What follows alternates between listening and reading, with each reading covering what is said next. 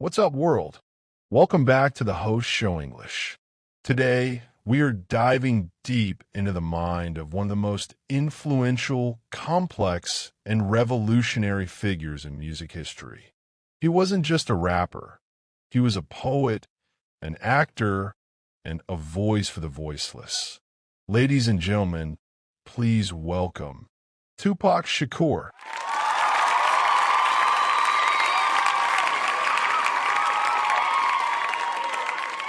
Appreciate it, man. Thanks for having me. I'm feeling the energy in this room.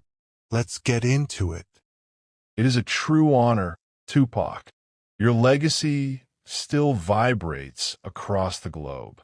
To understand your psychology, we have to start at the very beginning. You were born in East Harlem, New York City. Your childhood was shaped by extreme poverty, but also by intense political activism, especially through your mother, Afeni Shakur. Looking back, how did growing up in that revolutionary environment affect your early view of the world? Man, it shaped everything. I didn't grow up watching regular cartoons. I grew up listening to speeches about social justice, survival, and resistance. My mother taught me to analyze the world around me. But it was heavy, you know? Being poor in New York forces you to grow up fast. I had a lot of anger inside because I saw the inequality every day. My mind was constantly trying to balance the beauty of poetry with the harsh reality of the streets. You mentioned balancing poetry with the streets. A lot of people don't know this, but when your family moved to Baltimore, you studied acting, poetry, and even ballet at the Baltimore School for the Arts. How did discovering that artistic side change your psychological defense mechanisms? Man, Baltimore saved my mind. For the first time in my life, I found a place where it was okay to be sensitive. It was okay to write poetry. Before that, I had to wear a mask of a tough guy just to survive. But at that school, art became my weapon and my shield. I realized that my voice had power. That is a fascinating shift. You went from using anger to using art. But then, your family moved again, this time to California, to the West Coast. That change of environment seemed to trigger a new phase in your life and career. How did the transition from the East to the West affect your artistic identity? It was a culture shock, man. California had a different energy, a different rhythm. But the struggle was exactly the same. When I joined Digital Underground and eventually started my solo career, I decided to blend everything. The politics my mother taught me in New York, the poetry I learned in Baltimore, and the raw energy of the California streets. That's how Tupacalypse Now was born. I wanted to be a mirror for the ghetto. I wanted the world to see what they were trying to ignore. You wanted to be a mirror, and the world definitely looked into it. By the mid-90s, with albums like Me Against the World and All Eyes on Me, you became the biggest star in the world. But along with that immense success, you faced constant legal trouble and intense media scrutiny. Psychologically speaking, how do you handle being a revolutionary leader and a global pop icon at the exact same time? It's a heavy cross to bear, brother. On one side, I'm writing songs like Dear Mama and Keep Your Head Up to comfort the women and children in the ghetto. On the other side, the media creates this monster narrative around me, calling me a criminal, a thug. The pressure is constantly there 24/7. It makes you paranoid. You start to feel like it's you against the entire world. It seems like a battle of dualities. People often highlight your contradictions, the poet versus the thug life persona. How do you explain that internal conflict? Look, human beings are complex. I am not a cartoon character. I am a product of my environment. Thug life wasn't about being a criminal. It was an acronym. The hate you give little infants fucks everybody. It means if you oppress children in the ghetto, it will destroy the whole society later. My contradictions are just a reflection of America's contradictions. I am just real about it. It's incredible how you broke down the meaning of thug life.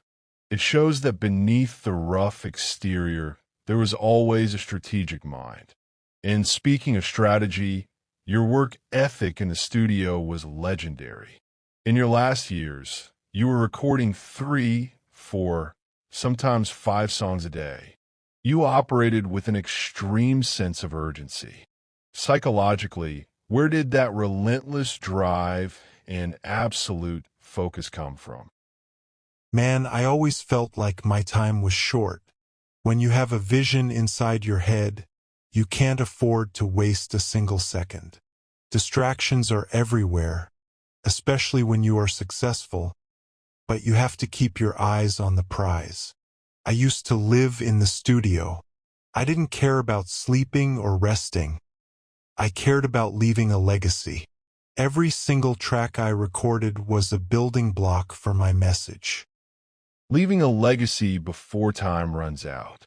That requires immense dedication. Most people get distracted by minor things, but you kept moving forward despite the chaos around you. Because you can't let your environment dictate your focus. Man, if you listen to the doubts, if you let the negative energy freeze you, you fail. I knew who I was. I knew I was capable of changing minds. I always said, I might not change the world, but I guarantee that I will spark the brain that will change the world. That's what kept me hungry every single day. Everything has its time, and my time was to work. Spark the brain that will change the world. That is one of the most powerful philosophies ever spoken. It shows your vision goes way beyond your own lifetime. Tupac, we are reaching the end of our interview. But before you go, I want you to leave a final message. Imagine someone is watching us right now, fighting their own battles, trying to learn a new language, or struggling to make their dreams come true in a harsh environment. What is your advice for them to stay true to themselves and keep moving forward? My message is simple. Never drop your head. You are capable, and you have to believe in your own power even when the whole world is pointing a finger at you. Don't fake who you are just to fit in. Be real. Embrace your struggles, and understand that every single step you take is a building block for your future.